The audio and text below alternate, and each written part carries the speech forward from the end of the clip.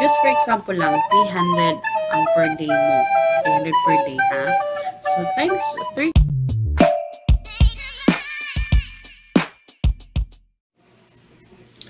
Hi guys, it's Christine and this is our family budget.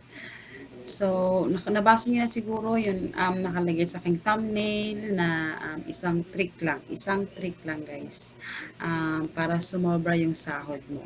So, today, isi-share ko sa inyo kung ano yung mga trick, kung ano yung trick na ito na ginagamit ko ngayon.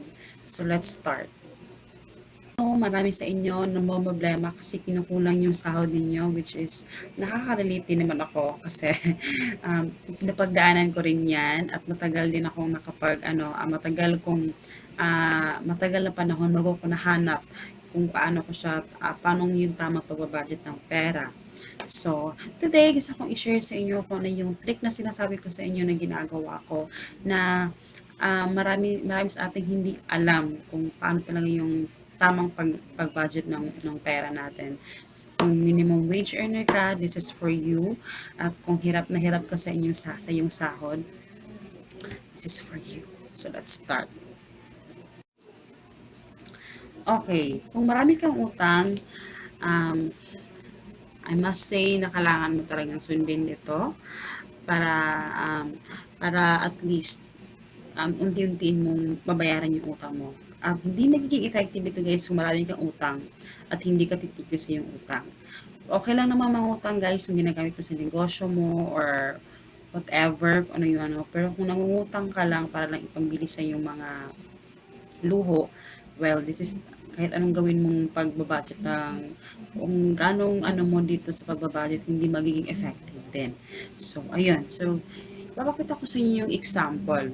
So, nagsulat ako dito, meron akong whiteboard. So, naglagay ako ng example, guys, para mas maintindihan ninyo or para mas makita ninyo talaga kung ano yung ibig kong sabihin. So, for example, naglagay ako ng 300 pesos. Just, if for example lang naman, no, kasi sa Maynila, diba, usually mga 400 or sa province, na sa mga, ano na ngayon 335 na ata. So, just for example lang, 300 ang per day mo. 300 per day, ha? So, times 13, ayan, times 13 days, kasi usually 13 days lang naman talaga. So, huwag kang magwenta sa mga overtime pay, basta mamaya itatakol natin yan. So, times 13 kasi yan lang naman talaga yung minimum na dapat mong pagtrabahuan yung 13 days. So, ayan. So, yan yung magiging total. So, pasensya na sa aking handwriting. So, 3,900. So, 3,900 yan guys, 3,900 pesos. So, yun yung minimum na kinikita mo. So, unang-una pala guys, ang tanong ko sa iyo, alam mo ba kung magkano talaga yung sahod mo? Baka kasi hindi mo alam, diba? So, dapat alamin mo, okay? So, unang-una, eto talaga guys, ha? Kailangan alamin mo muna kung magkano talaga yung exact. So, dapat alam mo kung ano yung exact, okay? Every peso, kailangan lagyan mo ng pangalan. Hindi pwedeng basta-basta lang na ano. So, etong 3,900, dapat ito lang yung iba-budget mo. Kung every kinsena ka nababudget ng pera, kailangan yung 3,900 na to guys, yan lang yung iba-budget mo. Okay? Yan lang. So, bahala ka na kung paano mo siya pagkakasyahin, pero dapat yan lang yung magiging budget mo. So, every kinsena, dapat 3,900, yan lang yung so, nag-overtime ka na, nag-duty ka ng 14 or 15 days. So, let's say 15 days. So, okay. 15 days. 15 days times 300 pesos. So, kailangan ko ng calculator, okay? So, magiging 4,500. Tama ba siya? 4,500. So, yan yung kikitain mo. So, i-double check ko lang, okay? So, 4,500. So, yan yung magiging actual mo. Okay? Ito yung expectation mo, 3,900. So, dapat yan lang yung iba-budget mo. Tapos, ito naman, yung 4,500, ito yung iyong actual na, talaga, pagtanggap mo ng sahod. Dahil, yun nga, masipag naman yung mister mo, diba? So, dahil may double pay pa. So, diba? May double pay. So, sabihin natin, may kahit isang double pay lang. So, isang double pay, so, plus 300. So, nasa 4,800 na. So, 4,800 pesos. So, ayan. So, hindi ko talaga maintindihan kahit yung sulat ko. So, basta ayan, 4,800 na. So, dapat hindi mo siya kinikwenta at yung overtime kasi hindi buwan-buwan ganun. So, yung ano, hindi fix yung sahod mo, diba? So, may time sa 5,000, 4,000, 3,000. So, kailangan mag-stick ka lang sa isang budget lang na sa isang buwan, yun lang talaga. So, 3,900. Expectation mo na yan, diba? So, dahil yung expectation mo, maghahanap ka ng paraan na kailangan ko i-budget to 3,900, diba? So, yun lang yung budget ko. So, 4,800 yung dumating na sahod. So, diba? Laking tulong. So, minus muna natin.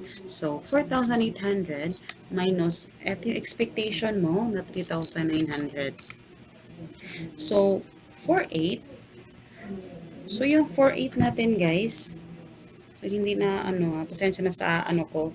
Minus 3,900. So, magkano yung sobra mo? 900 pesos. 900 pesos yung magiging sobra mo sa sahod mo. So, yung 900 pesos, ipaglagay natin, meron kang utang. So, meron kang utang binabayaran. Siyempre, huwag mo naman biglain na pag siguro naman pwede ka magbayad sa kanya ng every cancena ng 300 or 500. O kahit 500, okay. I-minus natin yung 500. So, may matitira ka pa yung 400 pesos. Kasi yung 400 pesos na yan, guys, imposible naman kahit maglagay ka lang ng 200 pesos sa savings, diba? Or depende na sa'yo yun. Pero yun, yung nagiging trick, yun yung trick na gusto kong i-share sa inyo. Kasi very effective siya sa akin. Please leave comment down below, guys, ha? Kung hindi nyo naintindihan yung mga sulat ko or nagugulan kasi ako, hindi din ako smart sa math. Pero eto naiintindihan ko na dapat ganito yung gawin ninyo. So, ayan ha. Please lang. Kasi gusto ko talagang sundin nyo itong trick na to. Kasi, laking tulong yung sakit talaga sa akin, guys. So, malaki siyang tulong na nung nalaman kong ganito yung pagbabudget. Laking tulong siya. First time yun, nung nag-start ako nito, yung naano ko talaga na, laki pala ng sobra ng pera. Parang, kasi, pag nagsahod kasi ng 5,000, pag for example 5,000 yung sa expectation, so pinikwenta na namin, okay, may double pay, okay, may overtime, so ganito yung expectation namin. So nung pagdating minsan kulang ng 100, kulang ng 200, gano'n. So pag yung pag-budget ko is yung kinwenta namin, yun yung iba-budget ko, pero dapat hindi pala gano'n. So dapat pala kung magkano yung minimum talaga na sinasahod, yun na talaga yung iba-budget mo. So, yung magiging sobra, bahala ka na doon kung ano yung gagawin mo. Pero yung expectation mo, at least, diba, malaki tulong talaga pag ganito. So, ayan guys, please, sundin nyo ang trick na to, ha? So, kasi very, very effective talaga siya sa akin. So, yun. Sana ay naintindihan nyo yung explanation ko. Dahil nagpapaka-teacher ako dito talaga para talaga mas matulungan kayo. Kasi marami akong nababasa sa Facebook, mga Facebook page na humingi ng tulong. Kasi kumikita naman daw sila ng ganito, ganyan. Pero bakit parang kulang pa rin?